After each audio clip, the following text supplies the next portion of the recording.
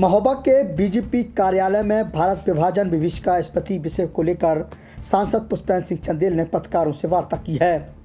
दरअसल आपको बता दें कि महोबा के बीजेपी कार्यालय में एक प्रेस कॉन्फ्रेंस आयोजित करते हुए भारतीय जनता पार्टी के सांसद पुष्पेंद्र सिंह चंदेल, एमएलसी जितेंद्र सिंह सेंगर और जिले के प्रभारी राम नरेश तिवारी द्वारा एक प्रेस कॉन्फ्रेंस आयोजित की गई।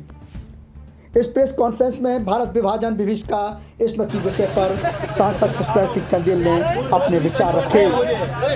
आयोजित इस प्रेस कॉन्फ्रेंस में पत्रकारों से वार्ता करते हुए सांसद पुष्पेंद्र सिंह चंदेल ने सरकार की योजनाओं का जमकर बखान किया और बताया कि कैसे उत्तर प्रदेश सरकार और केंद्र सरकार लगातार आमजन के हितों में काम कर रही है। हमारे देश में आज़ादी का जो अमृत महोत्सव जो मनाया गया पूरे वर्ष 15 अगस्त को, ये अमृत महोत्सव जो आज़ादी का 75 वर्ष में जो मनाया जा रहा था, ये पूर्ण होने जा रहा है। और 15 अगस्त के बाद से फिर अब अमृत काल प्रारंभ होगा। अमृत काल मतलब हमारे अगले 25 वर्षों तक, 2047 तक दुनिया में देश को भारत दुनिया का कैसे नेतृत्व करे, इस दिशा में सरकार आगे बढ़ रही है। इसी के तहत हमारी भारतीय जनता पार्टी लंबे समय से पूरा हमारा पार्टी की नीतियां इसी दिशा में उन्होंने काम किया। हमारे पंडित श्यामा प्रसाद मुखर्जी जी रहे हों या दीनदयाल उपाध्याय जी रहे हों, उन्होंने अपनी कुर्बानी इसलिए दी कि हम कैसे समाज की अंतिम पंक्ति तक विकास पहुंचाएं और पूरी दुनिया में सबसे अग्रणी हम कैसे बने। उस दिशा में सरकार ने काम किया। यशस्वी प्रधानमंत्री श्रीमान नरेंद्र मोदी जी ने भी निरंतर हर क्षेत्र में बहुत बड़े परिवर्तन, क्रांतिकारी परिवर्तन किए और उसका नतीजा है कि आज हम लोग इतनी बड़ी इकोनॉमी के रूप में दुनिया में स्थापित हुए। जब श्रद्धेय अटल बिहारी वाजपेयी जी जब देश के प्रधानमंत्री जब बने थे, तब हम लोग 15वें नंबर की अर्थव्यवस्था थे।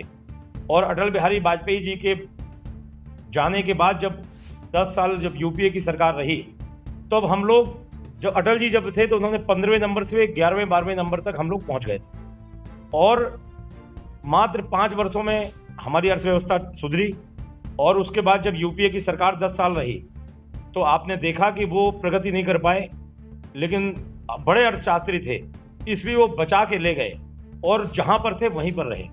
जब मोदी जी जब देश के प्रधानमंत्री बने तो हमारी 11वें नंबर की अर्थव्यवस्था आज वर्तमान में हम लोग पूरी दुनिया में 5वें नंबर की इकोनॉमी है और पूरी दुनिया का नेतृत्व करने के लिए आगे बढ़ रहे हैं। उसी क्रम में आदरणीय प्रधानमंत्री जी ने बोला है कि जब अगली बार तीसरी बार हमारी एनडीए की गवर्नमेंट बनेगी तो हम उसके प्रारंभिक वर्षों में दुनिया की तीसरी अर्थव्यवस्था होंगे। और आप कल्पना कर सकते हैं जब तीसरी अर्थव्यवस्था जब भारत होगा तो 140 करोड़ 145 करोड़ जब अपनी उसकी आबादी होगी, तो तब हमारा देश, हमारे भारत के नागरिक, हमारे देश के नौजवान, विद्यार्थी, छात्र या जितने भी टेक्नोक्रेट्स हैं, पूरी दुनिया में जाकर के भारत का डंका बजाने का काम करेंगे।